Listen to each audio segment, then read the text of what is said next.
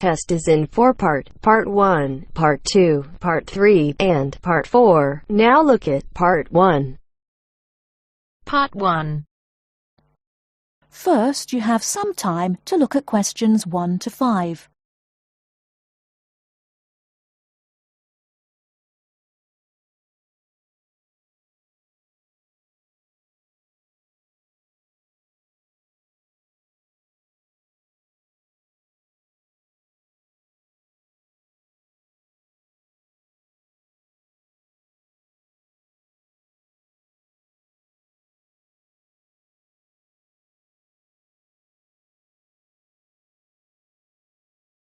Now we shall begin.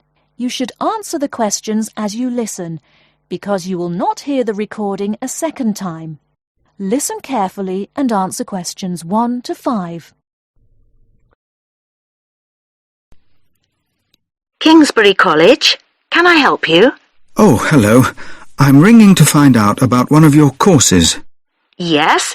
Is that a daytime or an evening course? Evening. Right. I'll just get a few details from you, if I may. Fine. Could I have your full name, first of all? It's Peter Wright. That's W-R-I-G-H-T. OK. And I don't need to know your exact age, but can you tell me which of these age groups you belong to? 18 to 25, 26 to 35, 36 to 45, or over 45? 18 to 25. Fine. And do you have a job, or are you a full-time student? I'm an accountant. I just do courses in my spare time for interest. OK. Right. And your address, Mr. Wright? It's 11 Forest Road. F-O-R-E-S-T? Yes. Is that in Kingsbury? Yes, it is. I'm just down the road here. And do you have a phone number? It's 992-471. That's my home number. I haven't got a work number. That's fine. We probably won't need it. Before you hear the rest of the conversation, you have some time to look at questions 6 to 10.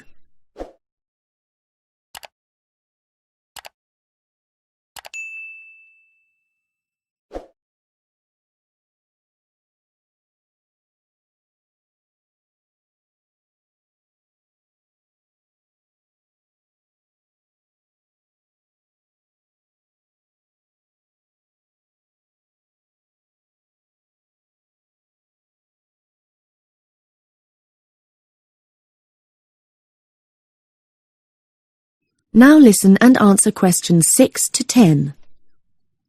Now, you want to register for a course. Yes, cookery. Do you happen to know the exact title of the course? We've got Thai cookery on Wednesdays, or Mexican cookery on Fridays, or... Mexican. I'd like to do both, but I'm busy on Wednesdays. OK. Well, you can always do the other one next term, I suppose. Now, do you know when it begins? Is it the 26th of March? That's right. And it's £45 in total. That's including the ingredients. How would you like to pay? Card? Cash? Can I send a cheque? You can, yes, as long as it arrives at least 1 week before the start of the course. OK. And I'll just give you a reference number. If you could make a note of it and write it on the back. Yes? It's CZ943. Yes, got that. Good. Well, there's just one last question. Do you have any special requirements that I should make a note of? Yes, there is one thing. I use a wheelchair. Right, so you need to have access for that. OK. Don't worry, your room is on the ground floor, and I'll make sure there are no steps involved. We can always put a ramp in. Thanks. So, we look forward to seeing you on the 26th of March.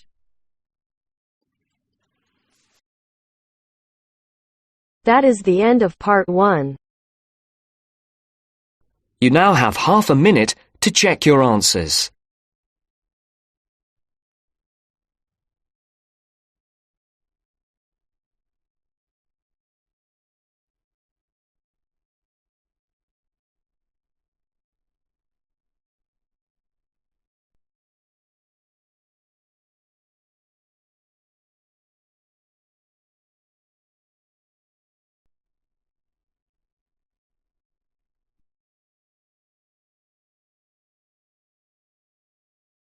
Now turns to Part 2. Part 2. You'll hear Melanie, a student, talking to one of her lecturers about her studies. First, you have some time to look at questions 11 to 17.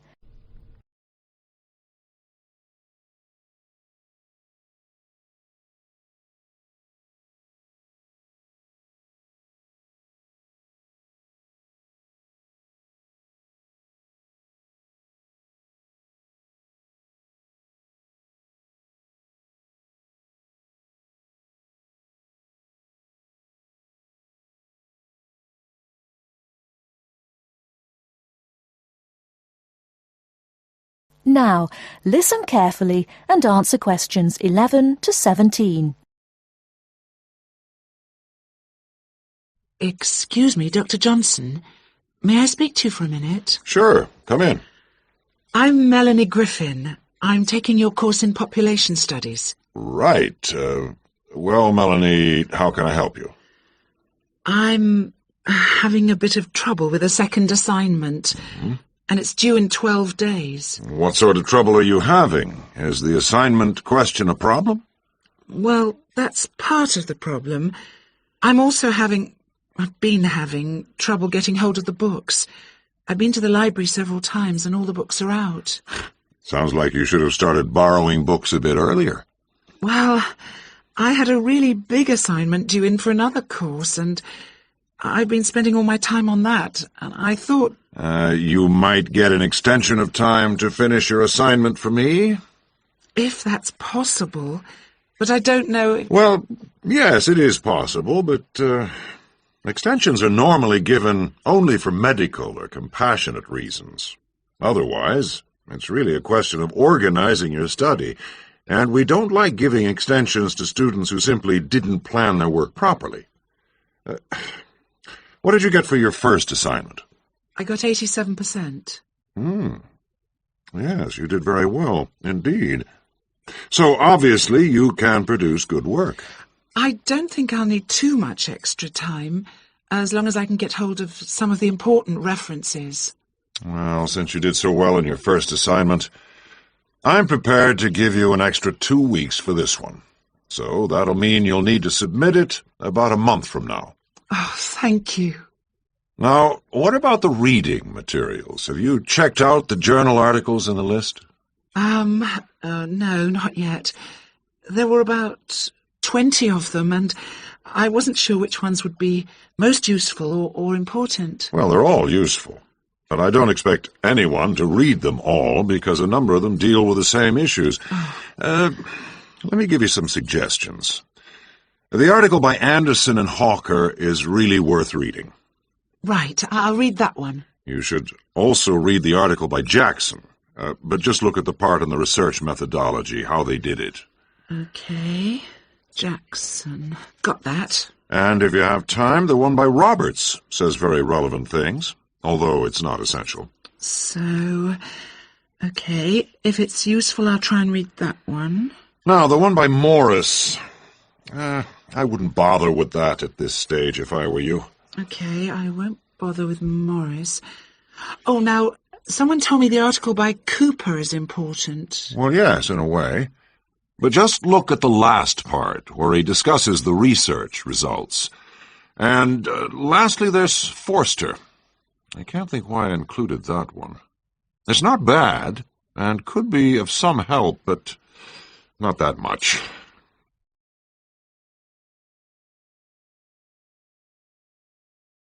Before you hear the rest of the talk, you have some time to look at questions 18 to 20.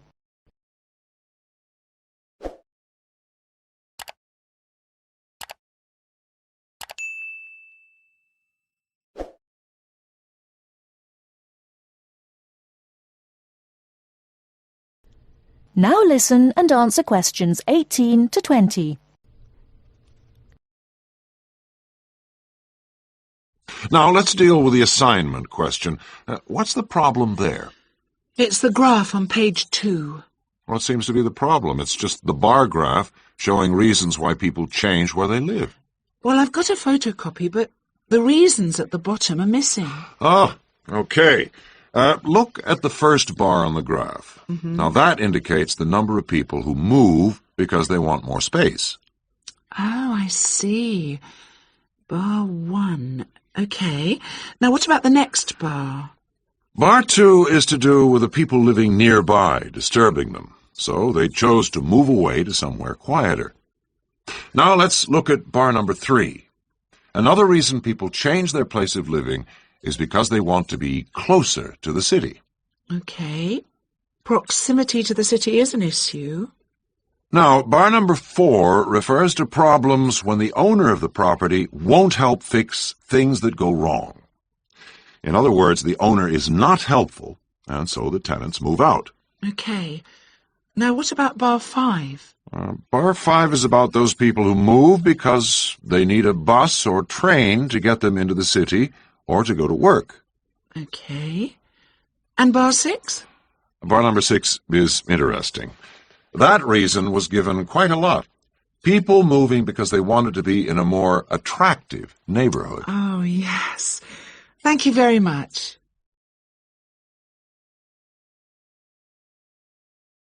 That is the end of part 2. You now have half a minute to check your answers.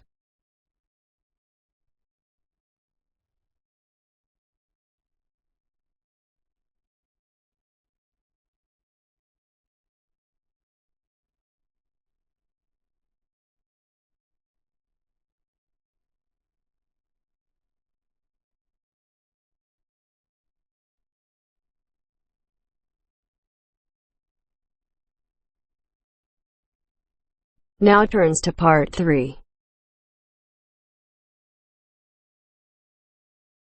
Part 3. The next important development in how history is recorded came with print. First, you have some time to look at questions 21 to 25.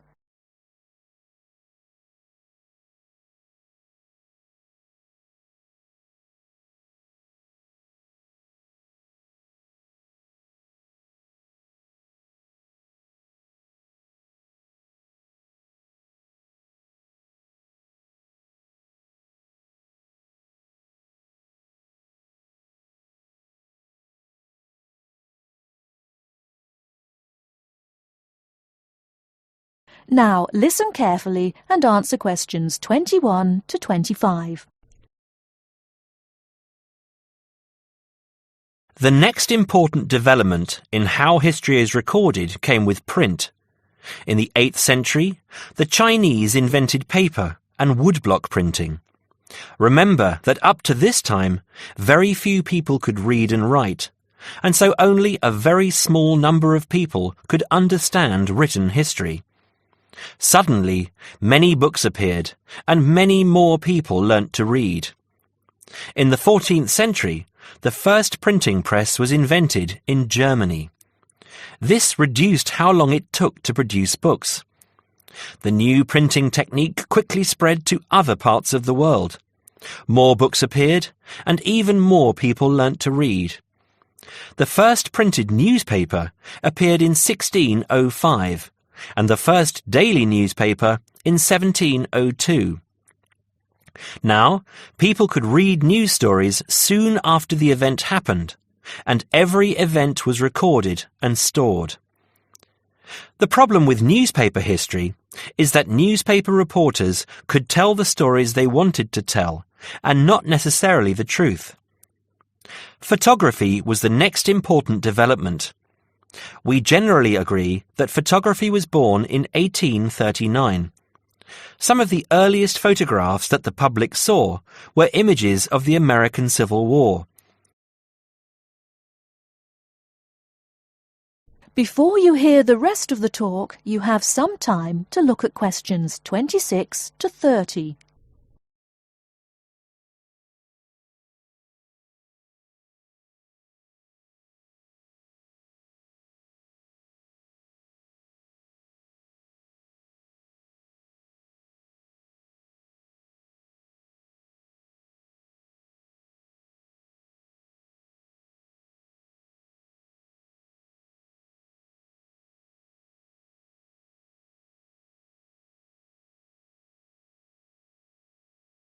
Now listen and answer questions 26 to 30.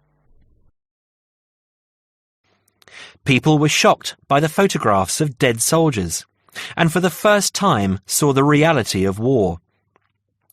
By 1850, photographs appeared regularly in newspapers, and people now expected the truth. At the end of the 19th century came the first motion picture camera.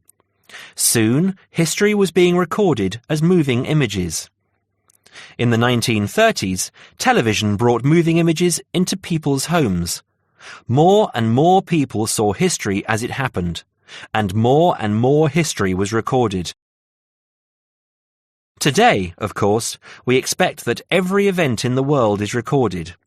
Satellite TV and the Internet allow people to watch any event, anywhere in the world, as it happens. It doesn't matter if the TV cameras are not there. People carry around mobile phones and can record any incident and then share it online. Families have their own video cameras and record their own history. Children now grow up watching their parents and grandparents on film.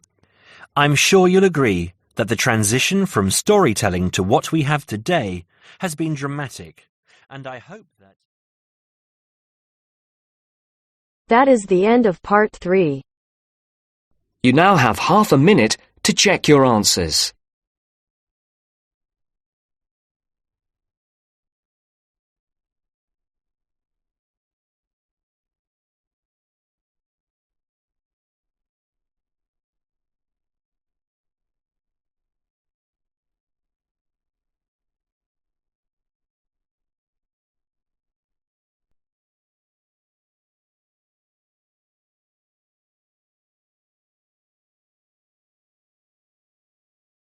Now turns to part 4. Part 4. You will hear a talk about the Kentish pipe, a 17th century musical instrument. First, you have some time to look at questions 31 to 40.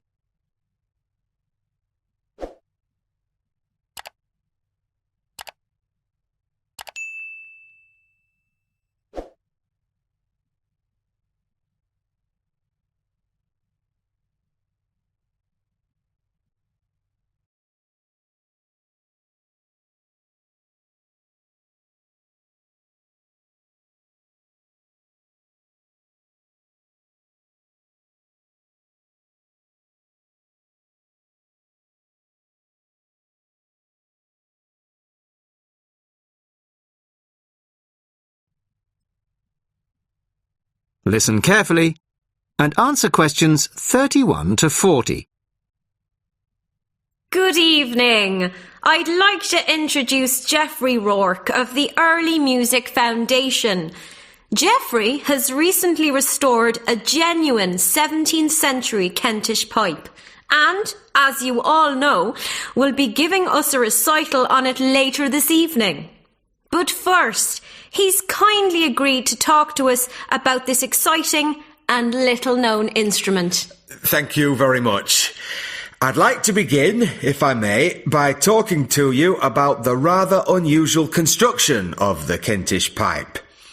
The main part of the instrument, as you can see, is a long, straight wooden tube, which we call the chanter. This one is in beech wood, but other woods were used. At one end there is the airbag. This rests under the arm of the player, like this. The blowpipe that inflates the airbag is quite long and bends round the front of the body to be inserted in the mouth of the player, like this. You see, the flexible nature of this tube is a unique feature of the Kentish pipe. In my restored version here, the blowpipe is, I'm sorry to confess, made out of plastic.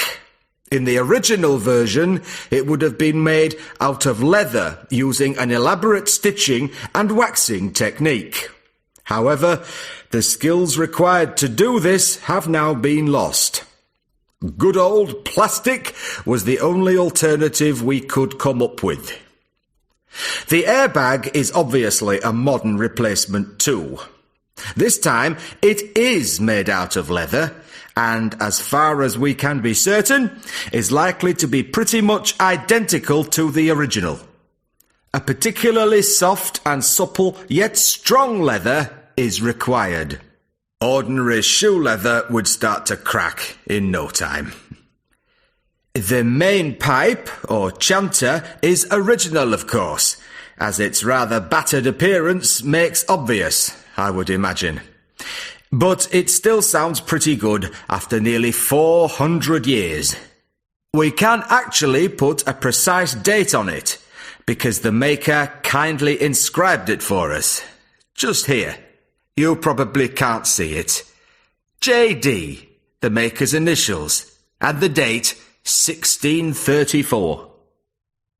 The most recent feature is the reed, the part that actually makes the noise. Although probably identical in every way to the original, it is in fact a piece from a plant picked yesterday morning by my son by the river near our house. So, that's the construction. But why bother with the bag, you may be wondering? Why not just blow directly into the pipe? Well, you can play the instrument that way. You can just detach the bag like this and blow into this hole here. But you need a lot of breath to do it. Much more than, say, a flute or clarinet. After a few notes, you have to stop to take a breath. The bag allows the player to breathe while continuing to play. This meant that music for the Kentish pipe could be loud and fast, the way they liked it in Kent in the 17th century, no doubt. So, we have the pipe, but unfortunately, we don't have the music. Not a single piece of music written specifically for the Kentish pipe has been found. Luckily, some of my colleagues from the Early Music Foundation have adapted some traditional music from the period for the Kentish pipe, and we hope this will closely reflect the impression performances on the original instrument would have made. During the recital, I'm also going to play some modern pieces, ranging from rock to classical. And I hope you'll agree with me that the instrument can bring its own special character to familiar tunes. Well, thank you very much for that. And I'm sure we're looking forward very much to hearing you play it after the break. That is the end of part 4. You now have half a minute to check your answers.